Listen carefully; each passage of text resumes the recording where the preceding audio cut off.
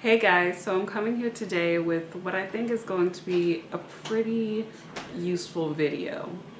Recently I got a new power chair. It's a Permobil M3 Corpus, I believe. And when I got the chair, I was super excited, of course, because it took 2 years to get.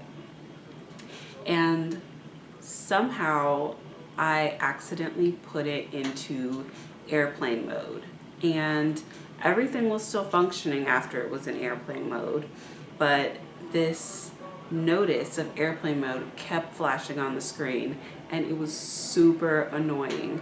So I went to the manual looking.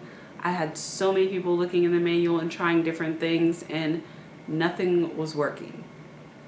So finally, Curtis figured out how to get it off of airplane mode, which is super easy. So to get it onto airplane mode, you're going to use your mode switch, which is most likely your power switch if you have the same Permobil M3 as me.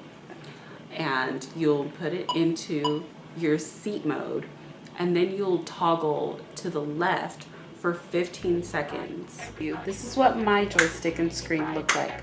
So you're going to want to make sure that you use your mode button and get to chair mode. So now that I'm in seat mode, all you have to do is toggle your joystick to the left and hold it for 15 seconds.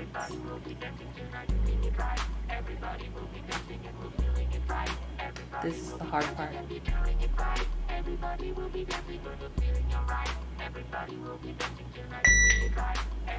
Then your chair is in airplane mode, and that notice will be flashing on your screen so that you know that your chair is in airplane mode. And if you did this by accident like I did and you want that to go away, all you need to do is toggle your joystick to the left for 15 seconds once again.